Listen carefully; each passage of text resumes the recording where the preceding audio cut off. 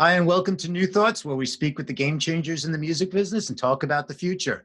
I'm Peter Schwinge, and joining me today is Anna Bond, Senior Director of Global Business Development at Songtrust.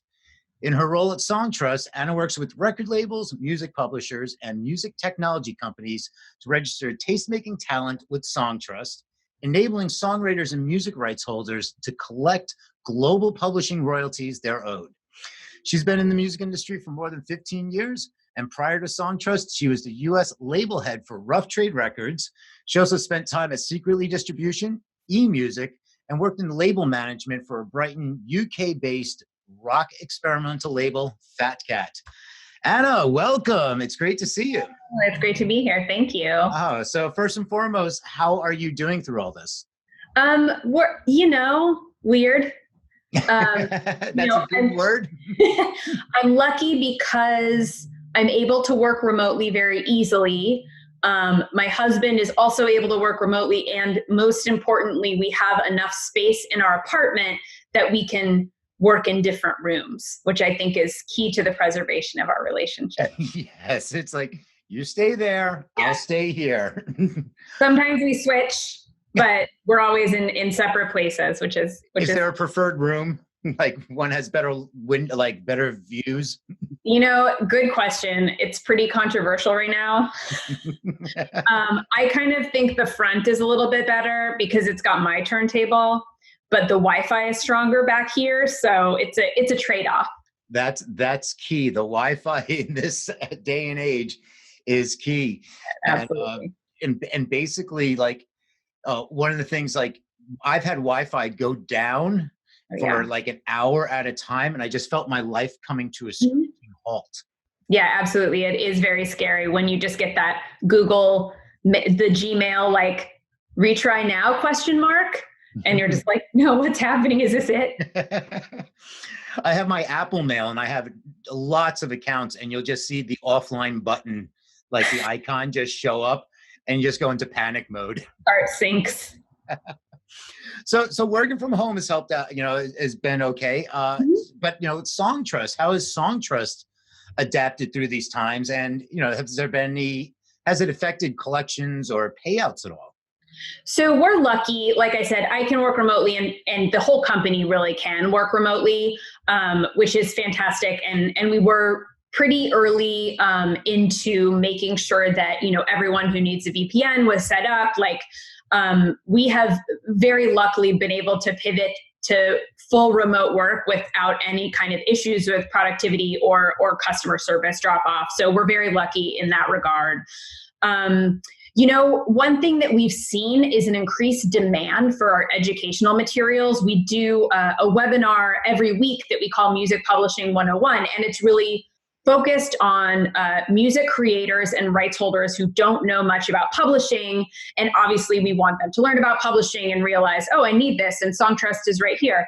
But we've actually had so much demand for those webinars that we're doubling them. We're doing them twice a week, and we're still seeing the numbers increase. So, that's a good sign that there's demand out there for learning about those aspects of the music industry that I think people don't always come top of mind when people are kind of busy with other things.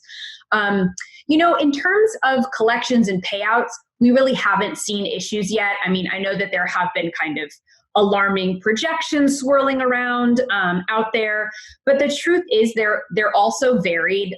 I don't get a sense that anyone really has a good idea of what exactly will happen. I mean, there will definitely be an impact on especially performance royalties, not only live performances, which is huge across the board, but, the public performances and retail stores and restaurants. And there's also the fact that, without TV and film in production right now, there are those sync opportunities, which people are also not getting. So there are a tremendous number of publishing sources of income that are absolutely going to significantly decrease, during the COVID lockdown.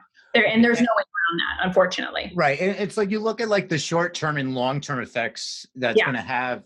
And, IFPI released their global report a few weeks ago, and things were looking good. And as I'm saying, with everything for 2020 in the history books, 2020 is going to have an asterisk after it. Yeah. So, so then it's like trying to look at, it's like, the challenges you see for artists and businesses in the current climate, like outside the live sector, because we have no idea when that's going to come back. Yeah, I mean, I think there are a number of challenges for songwriters and rights holders. I mean, maybe the biggest one, other than, the loss of live revenue, is just the huge amount of stress that everyone is under, especially people who rely on sources of income that aren't currently available. But really, I mean, we're all in a global pandemic. We're quarantined in our houses. We don't know what the future holds. Like you just said, we don't know when this is going to end. We don't know when concerts will start again. We don't know when we'll be able to hug our parents again.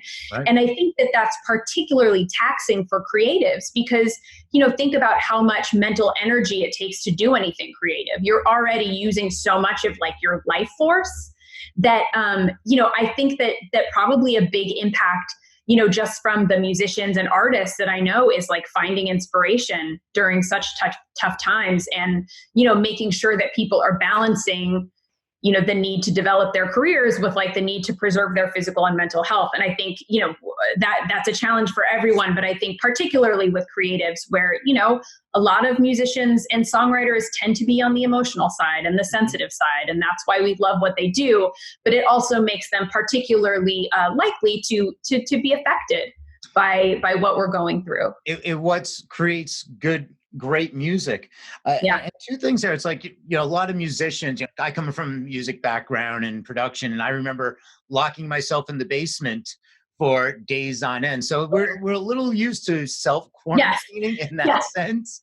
But, you talk about the mental health and everything. Mm-hmm. And, the other day on our Tuesday Talkie show, I was discussing about the live streaming and how some accounts are getting takedown notices, cease and desist, and the DJs. And what I was looking at is at this particular moment, this is what's keeping people mentally sane. Yeah. And at what point can you lighten up for a moment and just say, listen, can we just put everything else is on hold? Can't we just not worry about this right now and let it ride? But with that being said, there's also, on the flip side of it, is there's companies that are really doing a lot to support the artists. And I like Bandcamp. And, what have you found that where these companies really been able to help support the artists? Well, I think, something that's really interesting, obviously, we're learning as this is going on. I mean, all we can do right now is learn. We're in a learning phase. I think a lot of people have done some really interesting ideas, right? So we just found out that, people are experimenting with kind of geo-blocked live streaming concerts. And something really wonderful that I discovered, I think on Instagram, is that there are artists, I think Steve Earle did one of these, and Jason Isbell, where they're doing in stores, where if you order the record from your local record store, you get an access to this live stream of a concert. So it's the analog to doing a physical in-store where they go to the store, you buy the record, you get your wristband or whatever. Mm-hmm. And I think that's great because not only is it you're encouraging people to buy the record and support the artist, but you're also supporting independent retail, which, is one of the sectors that I think is going to be most affected by COVID in terms of the music industry. Obviously venues, but also, people are delaying album releases. Mm-hmm. People obviously can't physically go to stores. That you can order online, but that record store browsing and kind of osmosis of what they're playing in the store and what the record clerk recommends and, talking to other people, that's such a key part of how a lot of people still get introduced to new music. And so that's something that, if we do end up losing some of our record stores, will be, locally a really big challenge for those music scenes. But it's really great to see the support for local indie retail. It's really great to see the way that people really are trying to use technology to support fans and to enable fans to support artists. Like you mentioned, Bandcamp's the fee waiver day. I think this is a time that artists, songwriters, performing musicians can really try stuff. I mean, I think that you don't have to go on the road in 2 weeks. So why don't you, in addition to obviously getting your publishing sorted, number one, but your fans want to support you, even if you have 200 like super key fans, or you have 1,000 followers on socials. Start a Patreon, see what happens. Like, if you have the time to do it, Spotify's got their tip jar. You can send people to Bandcamp. You can say, I'll email you a joke if you Venmo me $5. Like, just try whatever, because ultimately what we're learning is that fans want to support the art that they believe in. And, we're only learning about new ways to do it because we're kind of being forced to. My hope is that this is going to open up, this idea of fan supportive artists, even after the pandemic is over. That's my, optimistic take on the situation. And I think it's like what we're talking about, like innovative new technologies, things like that come out of this, and new creative ideas. Mm-hmm. And everybody's over at now looking at TikTok, and now Twitch. It's like streaming to Twitch, and all these musicians, just like Twitch was a gaming platform. Well, now it's a music streaming platform. And you talk about like the record stores. It's going to be such a challenge. And like, how can you support retail, and how can you support the artists through those times? And what Bandcamp was doing was fantastic. And you going back, it's like, there is no manual for this. There's no pandemic for dummies. Exactly. And we're all dummies. Right. Exactly. So it's kind of like, just go and do something and test out the waters. Yeah. It's a perfect time to learn Patreon. If there's something that you're like, maybe I take a day off from writing and let me go see how I can utilize this for my career, or, learn some new tools and test them out and experiment. Because if you're, a fledgling artist, mm-hmm. you don't have millions and millions of fans. So if you do something, it's not like all of a sudden 1 million fans will turn on you. It's like, right. You're not going to start a controversy. You might just kind of be able to push the boundaries a little bit. Mm-hmm. And even those artists that do have a lot of fans, I think that, something we're seeing there is kind of innovation on their end in order to support their touring band, their crew, all of the people around a touring artist who don't benefit when there aren't live shows, right? The artist is still seeing album sales. Hopefully they're still maybe, participating in their publishing revenue, but you see artists like, Run the Jewels have this whole special merch line, which is all going towards their crew, to kind of compensate for the canceled tour dates. Sharon Van Etten is doing a special live stream concert of one of her older records, same thing, to benefit her band and crew. And so you're seeing people kind of taking advantage of these different types of technology to support not only the artists, but, once the artist feels like they're pretty established, to support the people that support them. And I think that creates a little bit more visibility towards those people. And honestly, I think that people are seeing visibility about, how tenuous, things like live music venues are. I mean, those guys are operating at razor thin margins in cities like New York, where the rent is insane. And, my other optimistic hope is that in terms of live, that people just start appreciating it again. And people start going out to more shows and just being like, oh, this is a special thing that they can take away from us. So I'm not going to stay in and, watch Ozarks tonight. I'm playing catch up. Speaking of Ozark, I'm now on season 2, and I've binged like 5 episodes in the last 24 hours. Wow. So I'm now on episode 8. So I'm almost up to season 3. You're getting there. As a little sidebar. But, going back to the live venues and talking about looking at how to support live venues, and maybe this will change that mindset a little bit of supporting the artists and which also in supporting the venues.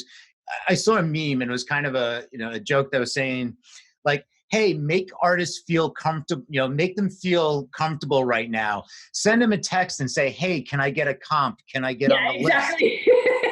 And something, hopefully that'll change. Yeah. Hopefully that'll be like, hey, here's my $5, my $10. I will go pay that to go support you in the show, moving forward, because that helps the artist and it helps the venue. And, changing that mindset a little bit, instead of, hey, if you don't comp me, I'm not going to show up. And a lot of times when you give out comps, they don't show up anyway. I mean, when I was on the label side, the guest list reality was always so disheartening and difficult. My very favorite thing was to tell people no. I'm like, no, you can't have a +4. This is a $40 ticket. It's a +4, yes. So, I mean, we could talk forever, about the current climate and artists, and we can go on, but also, I want to talk about Songtrust. I mean, correct me if I have any of this wrong, but launched in 2001 with from Justin Klifowitz and Joe Panyus. And it's grown to become the world's largest global royalty collection service and publishing administrator. Mm-hmm. And basically says Songtrust enables creators at all levels to recover their royalties directly from more than 90 countries, 20,000 unique income sources worldwide, and also provides royalty collection services for distributors such as CD Baby and The Orchard. What else am I missing there? So, Songtrust does a lot. I mean, that's a big picture, right? That's kind of a picture of our volume. We have 300,000 writers. We have 2 million compositions that we manage. But what we do is really offer an opportunity for any songwriter or rights holder to go without any barrier to entry to access world-class publishing administration, right? We have over 50 direct relationships with pay sources. We cover, over 120 countries and regions. About 90% of the global music market is covered for us with direct collections. And that's a network that's really incomparable that we've been able to build, like you said, since 2011, we've been working on this. And it's something that we're able to offer to anyone who just wants to come in, sign up. We have a small registration fee. We have a standard deal.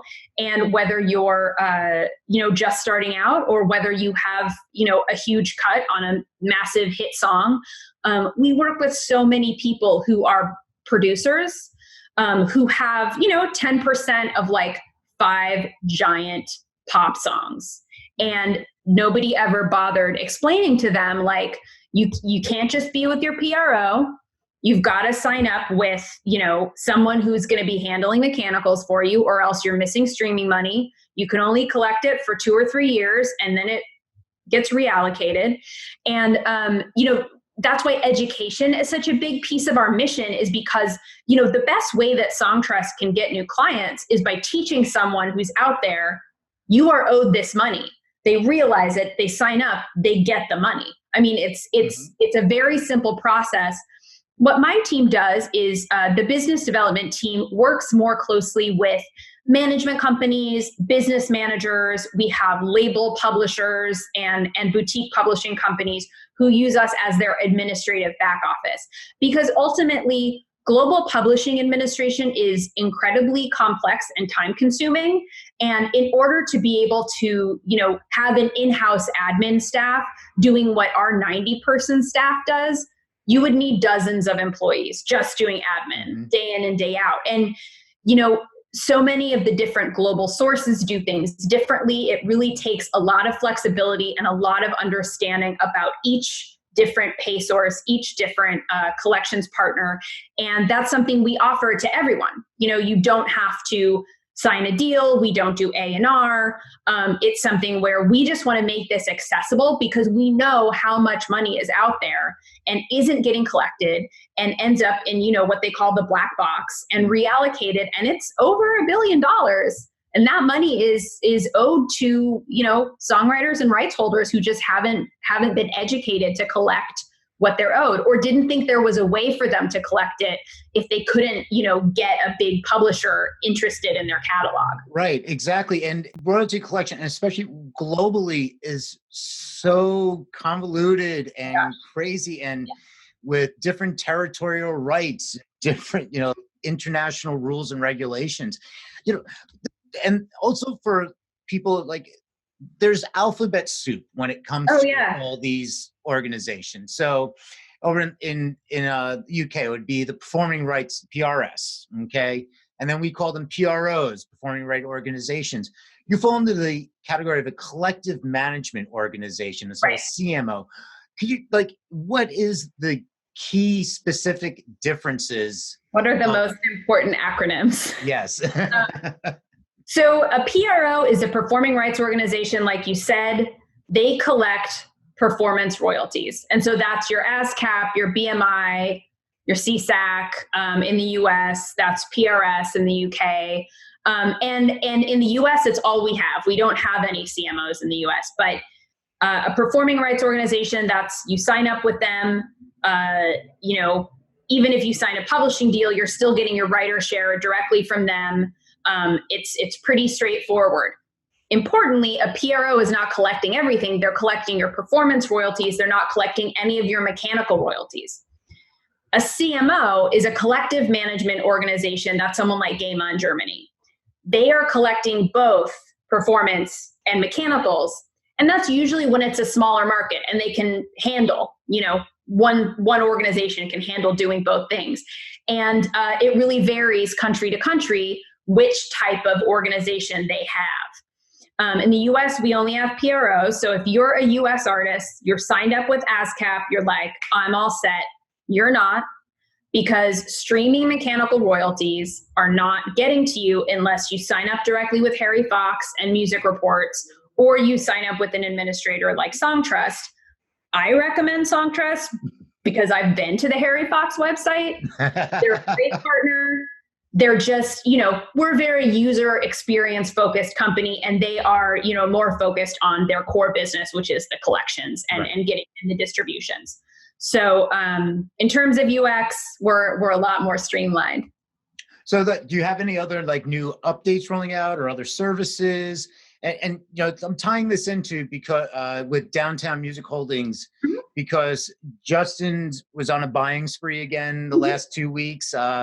He acquired the South African-based Sheer Music and the UK-based music publisher Good Soldier Song. So, does that have an effect? Is that roll into Songtrust? How does that all work together?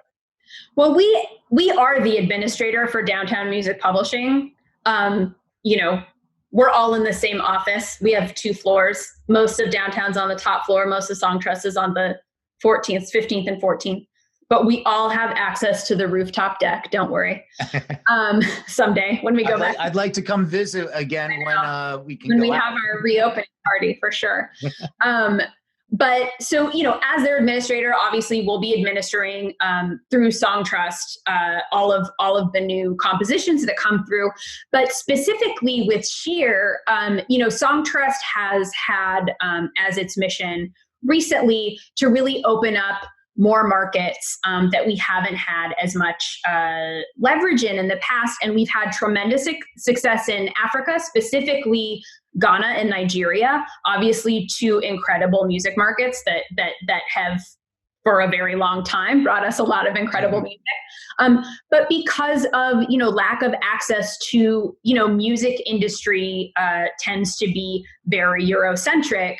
And because of lack of access to Songtrust and other partners coming in and making their services available and educating consumers in the same way we do in the US, there are a lot of songwriters out there who have not, gotten their publishing royalties.